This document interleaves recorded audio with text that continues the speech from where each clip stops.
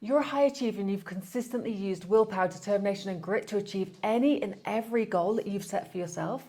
But alcohol is that one thing that it just doesn't work for. Here's why. I'm Emma Kinsey, and in the next 8 minutes, I'm going to explain to you the neuroscience behind why moderation fails for high achievers and give you the exact framework I use with executives and business owners to break the cycle permanently. I've been alcohol-free now for over 10 years, and I've helped dozens of high-performing professionals eliminate alcohol's control. My clients include Fortune 500 executives, successful entrepreneurs, senior-level professionals earning multiple six figures.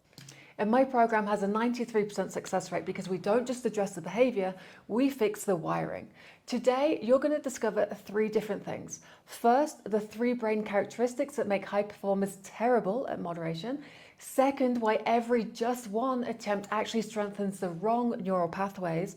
And third, the identity anchor technique that most of my successful clients use. This is only going to take a couple of minutes of your time, but it could save years of frustration and thousands of dollars that you're currently spending on alcohol. Let's start with a really uncomfortable truth. Your brain that got you promoted is the same brain that's sabotaging your moderation attempts. And there are 3 specific traits that make successful people fail at just one. First, all or nothing thinking. You've been rewarded your entire career for going all in. You either dominate a project or you don't take it on. You negotiate hard, you push through obstacles. This binary approach that has made you successful, killing your moderation attempts. Because deep down, that just one glass of wine is a half measure. You don't half-ass anything. Second, reward-seeking behavior. Your dopamine system is calibrated for big, big wins. Closing a major deal, getting promoted, building something significant. A single glass of Prosecco at a networking event doesn't satisfy that reward center. It simply teases it and prods it. So your brain says, if we're doing this, let's do it properly. That's when 1 becomes 3, 3 becomes 5, and you wake up disappointed again. And third, the stress response patterns. You've unconsciously trained your brain that alcohol equates relief from pressure. After high presentations, your neural pathways automatically fire towards that glass of wine. It becomes your go-to decompression tool. So when you tell yourself just one, you're essentially telling a firefighter to just use a little bit of water on a massive blaze. Now here's where it gets interesting.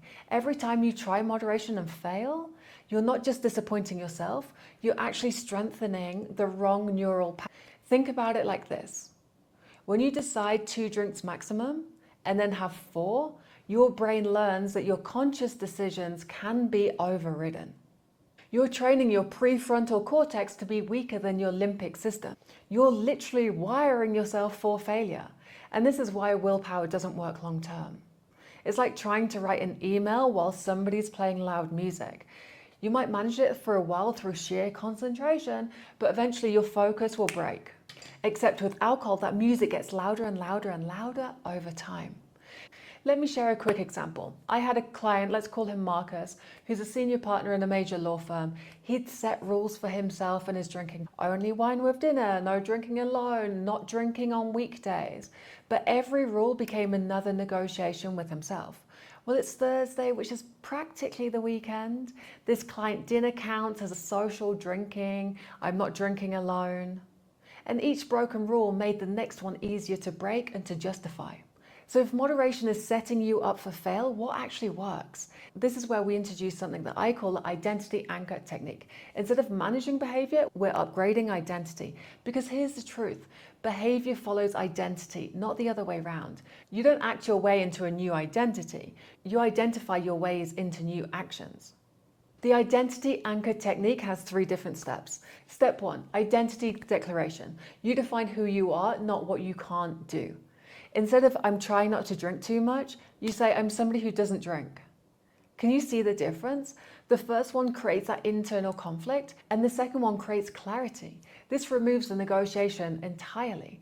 Somebody who doesn't drink doesn't negotiate with a glass of wine. Somebody who doesn't smoke doesn't negotiate with cigarettes.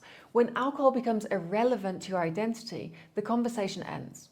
Step number 2, environmental design. You need to engineer your environment to support this identity. Now, this isn't just about removing alcohol from your house, although that's helpful. It's about removing the decision points. One of my clients redesigned his entire evening routine. Instead of walking past the bar after work, he started going to the gym. Instead of wine with dinner, he got really serious about fancy teas. He didn't just change what he drank, he changed who he became in those moments. Now, step 3, identity reinforcement. Every alcohol-free choice strengthens the new neural pathways. But here's the key, you're not depriving yourself, you're becoming somebody better. Each time you order a sparkling water at a client dinner, you're not missing out. You're showing up as a person who makes conscious choices about their drinking. This creates a compound effect. The more you act from this new identity, the more natural it becomes. Within weeks, my clients report that not drinking feels automatic rather than effortful. Now let's talk about real-world application. How do you actually use this technique? So at client dinners, instead of battling yourself about whether this is a special occasion, you simply operate from your identity. I don't drink, but I'd love a sparkling water with lime. No explanation needed, no apology required. When that voice in your head starts the familiar negotiation, maybe just one tonight, you have the exact phrase that ends it. That's not who I am anymore. Not I can't, not I shouldn't, simply that's not who I am. And when that old identity tries to creep in, you recognize it for what it is, old programming, trying to reassert itself. Like a phone automatically connecting to an old Wi-Fi network. You simply disconnect and reconnect to your new network. Let me tell you about another client, Sarah, a senior executive at a tech company. She tried moderation for 5 years, set rules, broke them, felt guilty, set new rules. The cycle was exhausting her. When we implemented the identity anchor technique, everything changed for her. Within 2 weeks, she told me, I don't even think about it anymore. Alcohol has just become irrelevant to me as cigarettes. She used to be a smoker in her 20s. And she said, I just don't identify as a drinker anymore. But the real transformation wasn't about the alcohol. It was the 20 pounds that she lost. It was the sleep that improved dramatically. It was her decision-making became sharper, her confidence in meetings increased. Because when you're not constantly negotiating with yourself about drinking, that mental energy goes somewhere else. This isn't willpower, this is strategic identity design. If you're ready to stop battling with moderation and start building an identity where alcohol just becomes simply irrelevant to you, I've created something that might help. I've developed a complete system called the Alcohol Control Protocol. It's specifically designed for high performers who want results, not just willpower. It's a 100-day strategic transformation that uses identity techniques along with other powerful frameworks to permanently change your relationship with alcohol. If you want to learn more about how I can help you eliminate alcohol's control permanently, click the link below in the description. We can have a conversation about your specific situation and see if this approach is right for you. Remember, you don't have a drinking problem, you have an identity problem. And identity problems have identity solutions. The same drive that makes you successful in business can make you successful at this. But only when you stop trying to moderate and you start upgrading who you are. Your future self, the one who operates at 100% clarity, the one who wakes up proud of every decision, is waiting. The question is, are you ready to meet them?